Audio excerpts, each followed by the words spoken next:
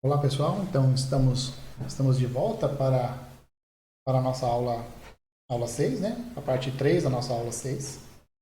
E nessa parte nós vamos falar um pouco sobre a ordem de elementos de um grupo, tá certo? Então, vamos dar início à nossa aula então, a terceira parte.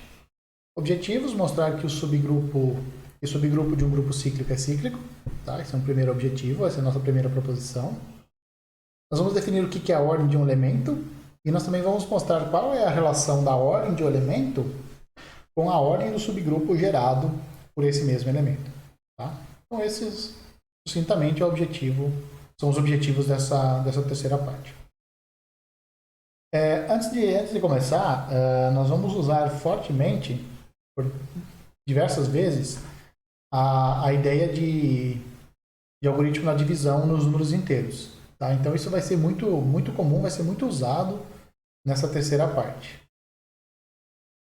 Então vamos lá. O teorema, então, o primeiro teorema fala que todo subgrupo de um grupo cíclico, ele também é cíclico. Não há motivos para você pensar ou acreditar piamente nesse resultado. Como assim um subgrupo de um grupo cíclico é cíclico, né? Se o grupo tem um certo gerador, quem será o gerador do subgrupo, de um subgrupo qualquer dele? Né? É uma coisa um pouco difícil de você imaginar. Não pode ser o mesmo elemento, porque se o gerador do grupo gera o subgrupo ele acaba sendo o grupo inteiro. Né? Então, se o grupo e o subgrupo têm o mesmo gerador, ambos são iguais. Tá? Mas a ideia, então, é tentar encontrar quem vem a ser esse elemento gerador de um subgrupo. Tá? Então, vamos tomar G um grupo gerado por um elemento A e vamos tomar H um subgrupo de G. Você pode ter a sorte do seu subgrupo já só ter o elemento neutro, ou seja, ser um dos grupos triviais, o grupo trivial que só tem um elemento neutro. Nesse caso, é claro que o subgrupo vai ser gerado pelo elemento neutro. Tá? Então, no caso do subgrupo trivial, que só tem um elemento neutro, o próprio elemento neutro é o gerador desse subgrupo. Até aí, nenhuma novidade. O problema é quando o seu subgrupo não é só o elemento neutro. Ou seja, quando tem mais gente lá dentro. Quando tem um Bzinho lá dentro do seu subgrupo, que é diferente do elemento neutro. O que acontece nesse caso? Como que nós vamos determinar, então, o gerador do subgrupo? Tá?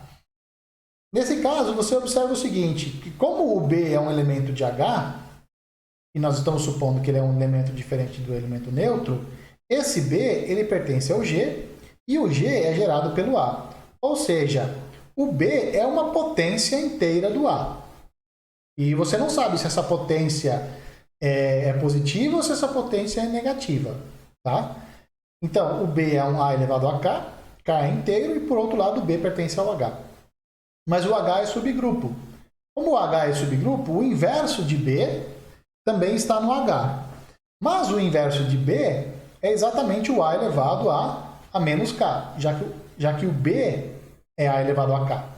Então o seu inverso é A elevado a menos K. E aí é o seguinte, olha aqui, esse número K, você não sabe se ele é positivo ou se ele é negativo. Mas uma coisa é certa, se o K for negativo, o menos K vai ser positivo. Observa que esse é o mesmo argumento que nós usamos na primeira parte dessa aula. Né? É um argumento muito similar. Então não tem jeito. Alguma potência positiva do A, pelo menos uma potência positiva do A, está no H. Ou é o A elevado a K, ou é o A elevado a menos K. O que eu vou colecionar agora? Eu vou colecionar todos os expoentes, olha só, eu vou colecionar todos os expoentes positivos, tais que A elevado àquele expoente pertence a H. Então, o que eu estou colecionando aqui? Eu estou colecionando todos os números naturais, naturais, tais que A elevado a N pertence a H. Tá certo? Tudo bem? eu não coloquei aqui, mas aqui eu deveria ter colocado N estrelas. São os números naturais positivos. São só os positivos. Como é que eu sei que o K ou o menos K é positivo? Ora, porque o B é diferente da identidade. Então esse K não pode ser zero. Esse K, de fato, ele é um K inteiro positivo. Ou negativo, mas ele não é zero. O K não pode ser zero.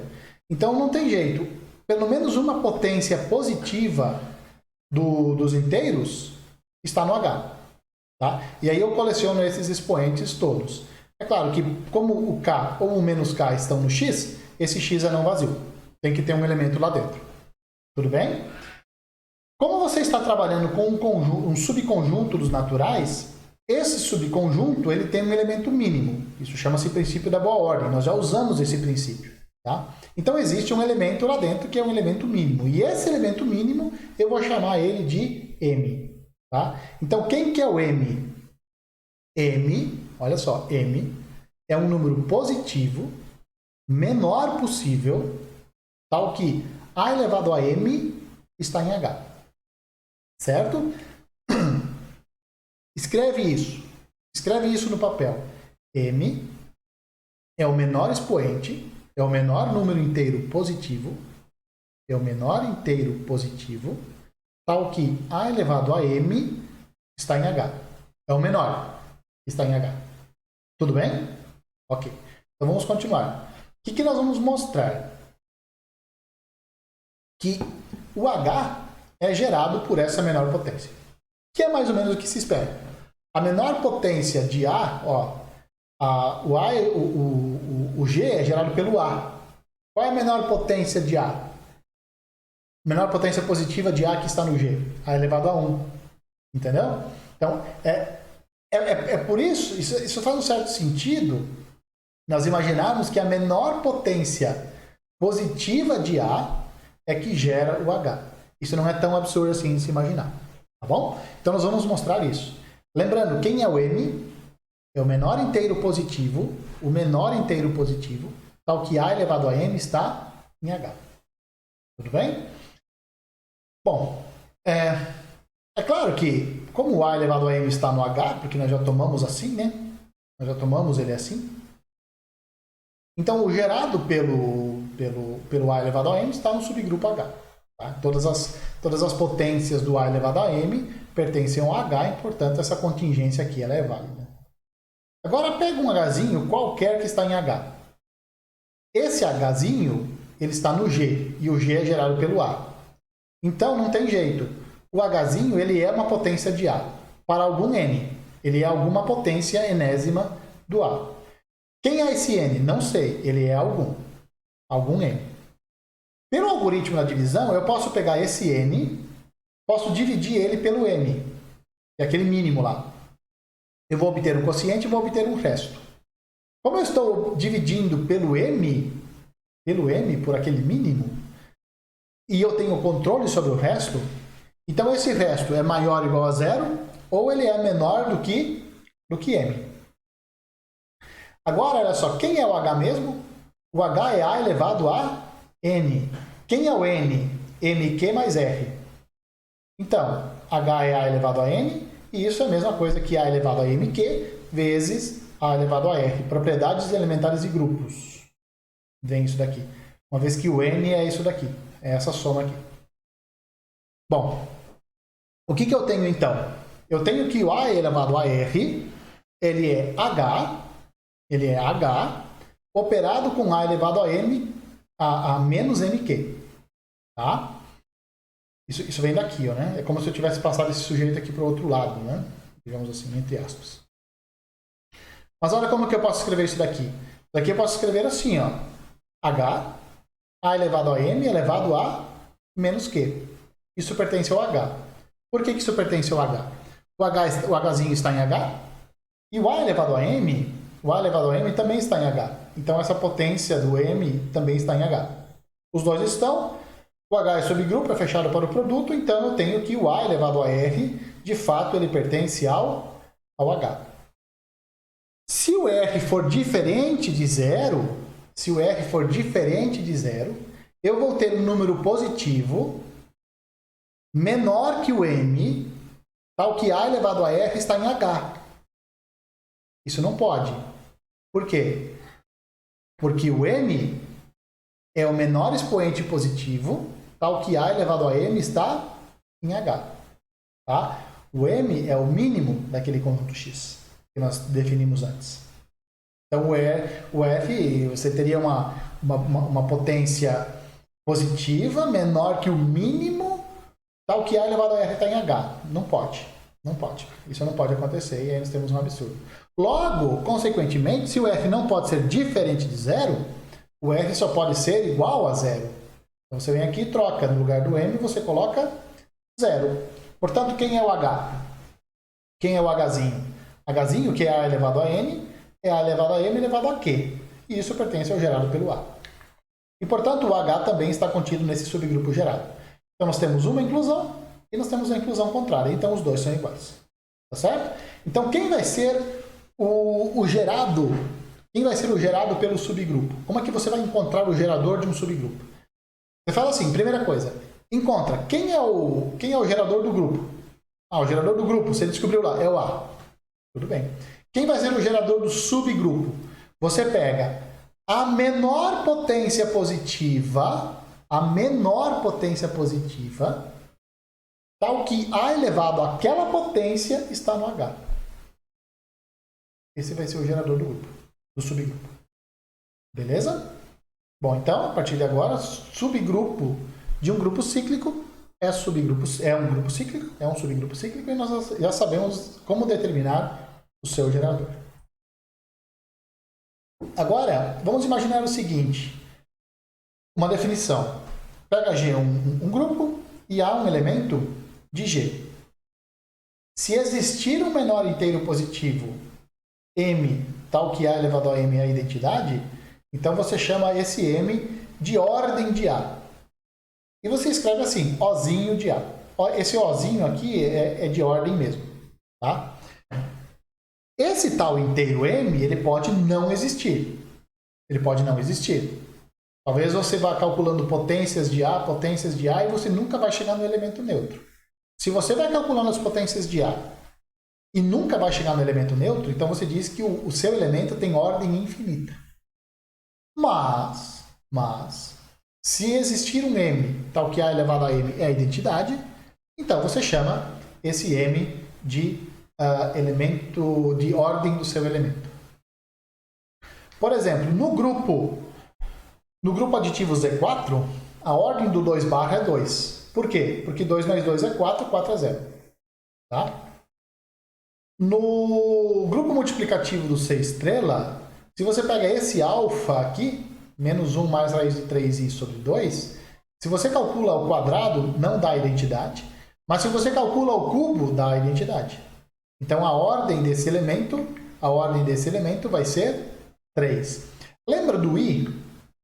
Lembra do i? Número complexo i? Lembra? I ao quadrado, menos 1. I ao cubo, menos i. I elevado à quarta, 1. Então, o número complexo i, a identidade imaginária, ela tem ordem 4. Certo? No mesmo grupo complexo dos multiplicativos. Do grupo complexo multiplicativo. Tá bom? E assim por diante. Eu não sei se não lembro agora se é na segunda, na primeira. Acho que na segunda parte. Na segunda parte. Em algum momento nós pegamos 3 elementos do S3. Um nós chamamos de alfa, outro de beta e outro de gama. O alfa e o beta ao quadrado dava identidade. O gama ao quadrado não deu a identidade, mas gama ao cubo deu a identidade. Então, alfa e beta tem ordem 2 e aquele gama tem ordem 3. Tá certo? A ordem de qualquer elemento de um grupo finito sempre vai ser finito. Por quê? Porque imagina o seguinte, se você tem um grupo finito e você tem um elemento A lá dentro, as potências do A, eles estarão em G. Mas essas potências, elas não podem ser todas distintas, se o seu grupo for finito. Então, o que tem que acontecer? Tem que existir duas potências distintas, I e J, tal que a I é igual a J. Essas potências distintas, você pode dizer, por exemplo, que o I é maior que o J, né? E aí o que você vai ter? Você vai ter que A elevado a I menos J dá a identidade. Ou seja, existe uma potência de A que dá a identidade. Então, se existe uma, pega a menor delas e essa vai ser a ordem do seu elemento. Tá? Então, num grupo finito, todo elemento tem ordem infinita. Num grupo finito, todo elemento tem ordem infinita. A ordem de qualquer elemento diferente de zero nos inteiros é infinita. É claro, pega qualquer número inteiro, vai somando ele, com ele mesmo, ele com ele mesmo, ele com ele mesmo, por tantas vezes que você quiser. Você nunca vai chegar no zero. Como você nunca vai chegar no zero, então você diz que todo elemento não nulo tem ordem infinita nos inteiros. Tá? O que eu quero que vocês façam agora? Agora eu quero que vocês calculem quais são as ordens desses dois elementos aqui, do elemento alfa e do elemento beta. Observem, eles são elementos de um grupo finito. Então as suas ordens têm que ser finitas.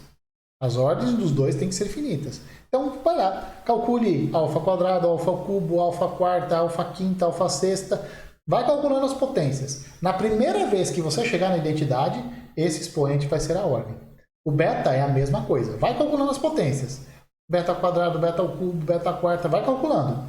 A primeira vez que você chegar na identidade, aquele expoente vai ser a ordem do seu elemento. Tá bom? Não é muito difícil, o conceito de ordem não é muito difícil. Dependendo do caso, você encontrar a ordem de um elemento pode ser uma coisa difícil, né? Grupos menores, até que é um pouco mais fácil, mas algumas vezes é um negócio difícil. Tá? Nós temos um teorema, agora você pode observar o seguinte, que nós temos duas noções, né? Nós temos a noção de ordem de subgrupo e nós temos a noção de ordem de um elemento. Tá? Agora, pega um elemento que está no grupo. Pega um elemento do grupo. Esse elemento tem uma ordem. Ou ela é finita ou ela é infinita. Você não sabe, mas tem ordem. Esse mesmo elemento, ele gera um subgrupo. Esse subgrupo tem uma ordem. Ou ela é finita ou ela é infinita. A pergunta é, qual é a relação da ordem do elemento com a ordem do subgrupo gerado por esse elemento? Isso provavelmente tem que ter uma relação. Por quê? Porque nós usamos a mesma palavra para dois conceitos diferentes, que é a palavra ordem. Ordem de subgrupo e ordem do elemento. Então essas coisas, elas obrigatoriamente elas têm que estar casadas. Quase que obrigatoriamente elas têm que estar casadas. Justamente porque nós usamos a mesma palavra. Tá? Então, e a pergunta agora é a seguinte, qual é essa relação? Qual é a relação entre a ordem de um subgrupo gerado por um elemento e a ordem do elemento? E a resposta é dada nesse teorema aqui, no terceiro item. Tá? O primeiro item do teorema fala o seguinte, se o a elevado a n dá zero para algum inteiro n, então a ordem de a divide a ordem de n. Isso é extremamente importante para os nossos propósitos se nós quisermos calcular a ordem de elemento. Como que nós vamos determinar a ordem de um elemento? Da seguinte forma. No caso finito, tá? Pega a ordem do grupo. Quais vão ser os candidatos à ordem do elemento? Tem que ser os divisores da ordem do grupo. Então, por exemplo, seu grupo tem ordem 6. Tá? Quais vão ser os candidatos à ordem de um elemento? Os divisores de 6. Divisores positivos. Quais são os divisores positivos do 6? 1, 2, 3 e 6. Então não adianta você querer procurar lá dentro do seu grupo de ordem 6 um elemento de ordem 4. Não vai existir um elemento de ordem 4. Por quê? Porque 4 não divide 6. Se a ordem de um elemento for 4, esse 4 tem que dividir o 6. Por causa disso aqui. Se a elevado a n dá 0, tudo que eu falei é bobagem. Esquece tudo que eu falei. Esquece. O que eu estava falando vem a seguir, tá? Então, é o seguinte, esquece o que eu falei, esquece. Aqui é o seguinte, suponha que você encontre uma potência do A que dê o elemento neutro. Suponha que você encontrou uma potência do A que deu o elemento neutro. Bom, você não vai saber se esse elemento que você encontrou é de fato a ordem. Por que não? Porque é o seguinte, lembra do número complexo I? I elevado à quarta dá o elemento neutro. Mas I elevado a 8 também dá o elemento neutro. Só que, por definição, a ordem de um elemento é o menor inteiro positivo cuja potência dá o elemento neutro. É o menor inteiro positivo. O 8 não é o menor inteiro positivo. Então, o 8 não vai ser a ordem. A ordem vai ser o 4. E observa que o 4, que é a ordem do elemento, ele divide esse 8, que é a outra potência do I, que dá o elemento neutro. E é isso que está escrito aqui. Se você encontrar uma potência do N que dá o elemento neutro, então a ordem do seu elemento tem que dividir essa potência. Às vezes vai ser igual. Mas nem sempre. Outro. Se a ordem de A é M, então para todo I nos inteiros, A elevado a I é igual a elevado a RI. Quem é RI? É o resto da divisão de I por N. Ok? E o que fala a última parte? A última parte fala o seguinte. Se o subgrupo gerado pelo A tem ordem M, sem somente C, a ordem do A também é M. Aqui tudo finito, tá? Aqui tudo para ordens finitas. Então essa daqui é a relação entre a ordem de subgrupo e a ordem do elemento que eu estava falando. Ela está dada aqui. A elevado a M, o subgrupo gerado por A tem ordem M, C e somente C, a ordem do gerador também é M. Então vamos mostrar o item I. O item I fala o seguinte, ó. Se você encontrar uma potência do A que dá a identidade, então a ordem de A divide essa potência. É isso que está dizendo ali, tá? Essa potência N, ela pode ser positiva ou negativa, tá? Isso aí não importa. O que está dizendo aqui é que a ordem de A que é positivo, vai dividir esse N. Tá? Observe o seguinte, se o A elevado a N dá a identidade, então A elevado a menos N também dá a identidade. O inverso também tem que dar a identidade. Logo, A elevado a I é igual ao elemento neutro para algum I positivo. Esse I vai ser o N ou esse I vai ser o menos N. N ou menos N vai ser positivo. Então, uma potência positiva dando o elemento neutro você tem. O que diz o princípio da boa ordem? Que existe um menor inteiro positivo, tal que A elevado a M dá a identidade. Tá? Você tem pelo menos um inteiro positivo, um inteiro positivo I, tal que A elevado a I dá a identidade. Dentre todos os que dão a identidade, dentre todos os positivos que dão a identidade, você pega o menor deles. Tá? Isso é garantido pelo princípio da boa ordem. Então esse número M positivo aqui, que é o menor de todos, dando o elemento neutro, isso existe. É claro que esse elemento é a ordem de A. Pela própria definição de ordem de A. A ordem de A é o menor inteiro positivo, M, tal que A elevado a M dá a identidade. Como esse M é o menor inteiro positivo, tal que A elevado a M dá a identidade, esse M é a ordem de A. Pelo algoritmo da divisão, o que acontece? Esse M que você pegou aqui, essa potência que você encontrou que dá o elemento neutro, você pode dividir esse N pelo M, que é a ordem de A. Isso vai te produzir um quociente e isso vai te produzir um resto. Esse resto está entre 0 e M. Aqui vai ser um argumento muito parecido com os anteriores, tá? O que nós vamos ter, então? Que o elemento neutro é igual a elevado a N. A elevado a N é A elevado a MQ vezes A elevado a R, por causa das propriedades de potência. Mas isso aqui dá A elevado a R. Por quê? Porque A elevado a M dá a identidade. Essa parte aqui desaparece. Ó. Isso aqui desaparece. Então fica só A elevado a R. Então A elevado a R também dá a identidade. Quem é R mesmo? É o resto da divisão. É o resto da divisão do M pelo M. M é a ordem. Se o R for diferente de zero, então vai ter um inteiro positivo M menor que a ordem de A, tal que A elevado a R dá o elemento neutro. Isso é um absurdo.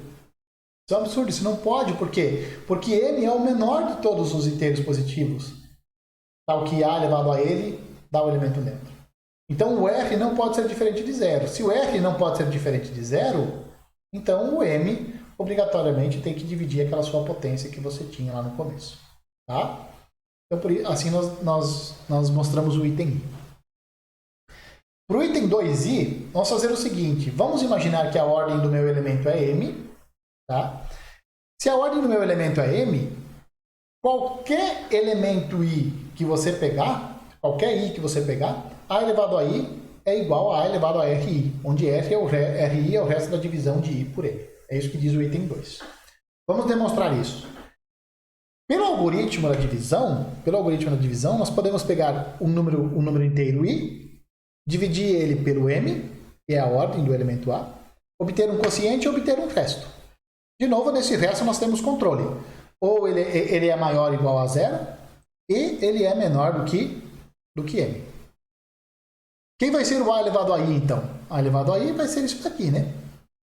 Isso vai dar A elevado a R. Por quê? Porque a ordem de A é M. Então isso aqui desaparece de novo. Certo? Então, de fato, A elevado a I é A elevado a R, onde R é o resto da divisão de I por M. Então o item 2i está demonstrado. Para o item 3i, o que diz o item 3i? Que a ordem, que o subgrupo gerado pelo A tem ordem M, se e somente se a ordem de A é M. Então vamos mostrar a recíproca, vamos mostrar a volta. Vamos imaginar que o meu elemento A tem ordem M, e eu quero mostrar que o meu subgrupo gerado pelo A, ele tem ordem M também. Tá? Se a ordem de A é M, lembrando o que é a ordem de A? A ordem de A é o menor inteiro positivo, tal que A elevado a M dá a identidade. Esse é o M. Muito bem. Se a ordem de A é M, essas potências aqui elas têm que ser todas distintas. Por que elas têm que ser todas distintas? Porque se duas delas forem iguais, se o AI for igual ao AJ para algum I menor que J, e os dois aqui, o I e o J, entre 0 e M menos 1, então A elevado a I menos J, A elevado a J menos I, isso dá o elemento neutro. Contradição. Por que isso dá contradição? Porque I menos J é um número menor que M, ele é positivo, porque os dois são distintos, então eu tenho uma potência menor que M, maior que zero, tal que A elevado a J menos I dá a identidade. Não pode. A ordem de A é M. Não pode existir uma potência menor que o M dando a identidade. Potência menor que M e positiva. Então por isso que nós temos um absurdo. Então esses elementos aqui, ó, o E, o A, etc., até o A elevado a M menos 1, eles são todos distintos. Então vamos pegar agora o subgrupo gerado por esse A. Tá? Vamos pegar o subgrupo cíclico gerado por esse A. O que nós vamos obter? Nós acabamos de ver que para todo I pertencente aos inteiros, A elevado a I é igual a A elevado a RI, onde RI é o resto da divisão de I por M. Acabamos de ver isso. Né? Vimos isso no item 2. Quantos restos distintos existem? Ora, se R é o resto da divisão de I por M, vamos voltar aqui. Ó. Quantos restos existem? Entre restos possíveis, de 0 até M menos 1. Né? Então, quando você divide um número por M, há exatamente M restos possíveis. O resto pode ser 0, 1, 2, etc. ou M menos 1. Esses são os restos possíveis. Então, são M restos possíveis. Então, esses aqui são exatamente os elementos de H. Até A elevado a M menos 1. Eles são todos distintos, nós mostramos aqui em cima, eles são todos distintos. Tá? E qualquer potência de A vai ser igual a um deles. Qualquer potência de A vai ser igual a algum deles. Então, o meu A tem que ter exatamente M elementos, que é a ordem de A. Agora, recíproca, vamos supor que o meu H ele é gerado pelo A e ele tem ordem infinita. Tá bom? Então, essa vai ser a nossa suposição. Essa é exatamente a volta, né? O H é gerado pelo A e tem ordem infinita. Observe o seguinte, já que a ordem do meu subgrupo é finita, as potências AIs, elas não podem ser todas distintas entre si. Então, vai ter que ter duas potências iguais com expoentes distintos. A elevado com I menor do que J. Isso tem que acontecer. E, portanto, o A elevado a J menos I, isso tem que dar o elemento neutro. E, portanto, o A tem que ter ordem infinita. Tem que ter ordem infinita, vamos dizer M. Se você argumentar da mesma forma que nós argumentamos antes, você vai ver que o H tem exatamente M elementos. Aqui, ó, os argumentos são os mesmos. Os argumentos são exatamente esses aqui. Então, você vai ter que o H tem M elementos, exatamente M elementos. E, portanto, vale a ida do item 3 aqui da proposição. Nesse slide aqui nós mostramos a ida, né? E no outro slide nós mostramos a volta. Tá? Se G é um grupo finito, isso é um corolário do teorema anterior, se G é um grupo finito, então existe um inteiro positivo, K, tal que x elevado a k é a identidade para todo x. Ou seja, existe uma potência positiva, existe um número positivo k, tal que toda potência, toda a késima potência dá identidade. Késima potência no grupo. Tá? Como é que nós vamos mostrar isso? Seguinte forma. Como o G é finito, os subgrupos gerados pelos seus elementos são todos finitos. Todos finitos. O grupo é finito? Pega o subgrupo gerado por um elemento, vai dar finito. Isso vale para todos os elementos. Para todos os elementos do grupo. Então, pelo que nós acabamos de ver, a ordem de cada elemento do grupo é finita. A ordem de cada elemento é finita. Escolha K como o produto de todas essas ordens. Produto de todas as ordens dos seus elementos do grupo. Dos elementos do grupo. Se você pega esse produto, ó, a quantidade de produtos que você vai fazer aqui é finita. Porque o G tem finitos elementos. Cada número que aparece no produto é um número finito. Então isso aqui vai ser um número finito. Vai ser eu estou dizendo, finito no sentido, ele não vai ser um número infinito. Ele vai ser um número, de fato. Tá? Um número finito.